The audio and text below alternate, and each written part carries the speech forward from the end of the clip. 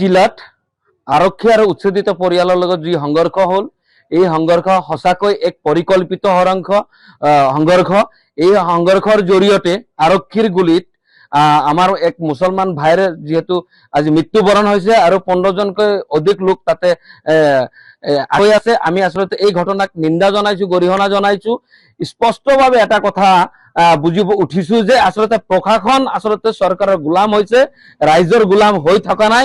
এতিয়া আসলে গণতন্ত্ৰ বুলি ক'ব নোৱাৰি, এয়া বিজেপি তন্ত্ৰ চলিছে, মুখ্যমন্ত্ৰী তন্ত্ৰ চলিছে। অসমত উচ্ছেদ কৰি আছিলে, আমি একো কোৱা নাই। অন্যান্য দল সংগঠনে ডাঙৰ ডাঙৰ আন্দোলন কৰিছে, আমি ডাঙৰ ডাঙৰ আন্দোলন কৰা নাই। উচ্ছেদ কৰক ক'বলগীয়া নাই, আমি উচ্ছেদৰ পক্ষত থকা সংগঠন।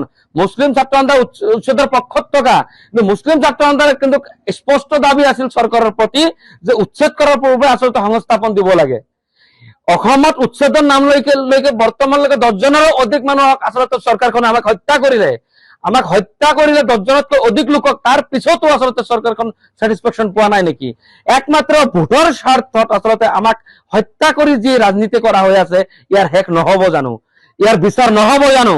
আজি গোৱালপাৰা SP জবাবদিহি হ'ব লাগিব, গোৱালপাৰাৰ এই DFO জবাবদিহি হ'ব লাগিব। মুখ্যমন্ত্ৰীয়ে কৈছে আৰক্ষীক এটাক কৰা সকলক গ্ৰেপ্তাৰ কৰিব।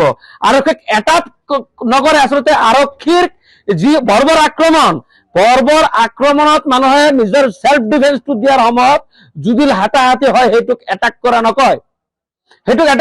মুখ্যমন্ত্ৰীয়ে কৈছে আৰক্ষীৰ পিনে কোনোবাই চালে তাক গ্ৰেপ্তাৰ কৰিব।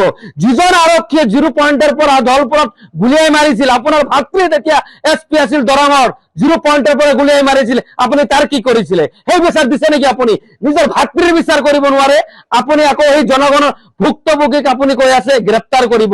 আপোনাৰ গ্ৰেপ্তাৰ আমি দেখিলো, এতিয়া সময় আহিছে আপুনি যি শপত বাক্য পাঠ কৰিছিল তাৰ কথাটো মনত পেলাই আচলতে সবকা সাথ সবকা বিকাশ যিটো বিজেপিৰ নীতি আছিলে, যিহেতু ভাৰতীয় মূলৰ মানুহ, গতিকে তেওঁলোকৰ মাটি অধিকাৰ দিয়ক।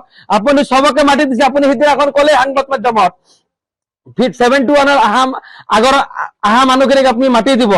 71ৰ পিছত আহা মানুহ আছে যদি তেওঁলোকক গ্ৰেপ্তাৰ কৰি পঠাই দিয়ক, আমাৰ ক'বলগীয়া নাই। 71 আগৰ যিখিনি মানুহ আছে, ভূমিহীন মানুহ, এতিয়ালৈকে কেইজন মানুহক এই বিজেপি নেতৃত্বাধীন চৰকাৰখনে কেইজন মুছলমানক মাটি বাৰ্তা দিছে? আপোনালোকে ৰাজহুৱা কৰকচোন, যোন দম আছে। এইবোৰ নাই, কাৰণ কি আপোনালোকে মুছলমানৰ পক্ষৰ চৰকাৰ নহয়।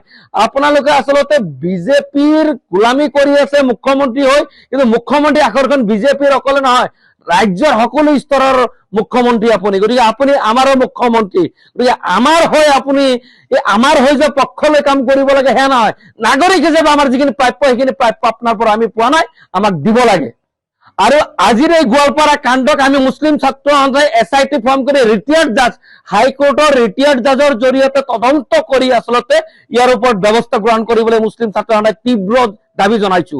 অন্যথায় আন্দোলন কৰা নাছিলো, ইয়াতকৈ ভয়াবহ আন্দোলন আমি কৰিবলৈ প্ৰস্তুত থাকিম। যিকোনো খবৰৰ বাবে যোগাযোগ কৰক 7099017330 লগতে 7099017110 নম্বৰত।